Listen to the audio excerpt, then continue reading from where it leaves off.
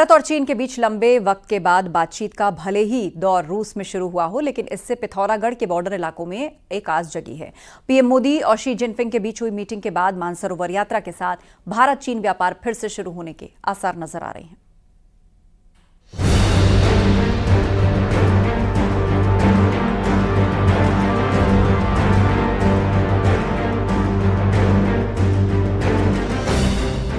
2020 से भारत और चीन के रिश्तों में तल्खी बढ़ी है। दोनों देशों के बीच बढ़ती सीमा विवाद के कारण मानसरोवर के साथ ही इंडो चाइना ट्रेड भी बंद है।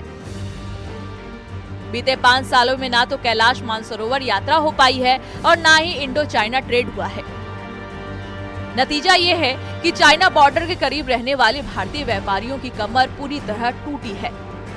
हालात तो इस कदर खराब हैं कि भारतीय व्यापारियों का करोड़ों का सामान चीन की तकलाकोट मंडी में सालों से फंसा है।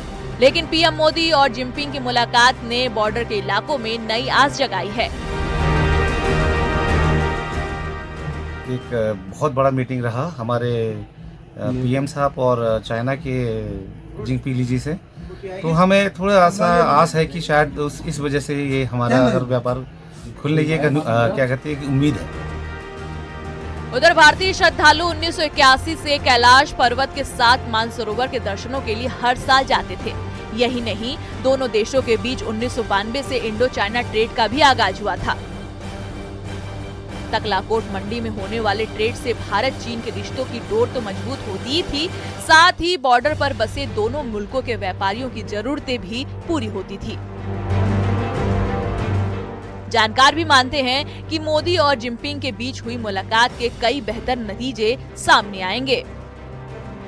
मीटिंग हुई है, दोनों राष्ट्रीय अध्यक्ष मिले हैं दोनों देशों के, तो इनसे आने वाले समय में जैसे कैलाश मानसरोवर यात्रा रुकी हुई है उसमें बेनिफिट मिलेगा और व्यापार में भी इसका बहुत ज्यादा बेनिफिट मिलेगा। भारत और चीन के बीच 5 साल बाद बातचीत का दौर शुरू हुआ है। ऐसे में उम्मीद जताई जा रही है कि दोनों देशों के बीच सालों से जारी तल्खी भी कम होगी। अगर ऐसा होता है तो तय है कि लिपुलेख बॉर्डर तो आबाद होगा ही, साथ ही भारतीय व्यापारियों की दिक्कतें भी दूर होंगी। न्यूज़ 18 के लिए पिथौरागढ़ से विजयवर्धन उप्रेती की रिपोर्ट।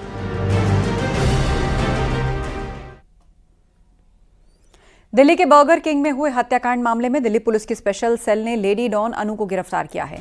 बर्गर किंग में हुई हत्या के बाद से ही अनु लेडी डॉन के नाम से मशहूर हो गई थी। वो हिमांशु भाऊ गैंग की सदस्य है। इस हत्या की जिम्मेदारी हिमांशु भाऊ गैंग ने ली थी और अनु को नेपाल बॉर्डर के पास यूपी के लखीमपुर खीरी से गिरफ्तार किया गया है। 18 जून को दिल्ली के राजौरी गार्डन में बर्गर किंग रेस्टोरेंट में अमन नाम के एक शख्स की गोली मारकर हत्या कर दी गई थी। इस मामले में लेडी डॉन अनु फरार चल रही थी और दावा है कि फरारी के वक्त अनु जम्मू, उत्तराखंड और राजस्थान के अलग अलग शहरों में छिपी रही। दावा है कि अनु लखीमपुर के रास्ते नेपाल भागने की फिराक में थी। इस दौरान वो सिग्नल ऐप के लिए गैंगस्टर हिमांशु भाऊ के लगातार संपर्क में थी और वो उसकी फाइनेंशियली मदद भी कर रहा था। गैंगस्टर हिमांशु भाऊ नेपाल के साथ अनु को दुबई बुलाना चाहता था, लेकिन दिल्ली पुलिस की स्पेशल सेल ने उसे बॉर्डर क्रॉस करने से पहले ही धर दबोचा।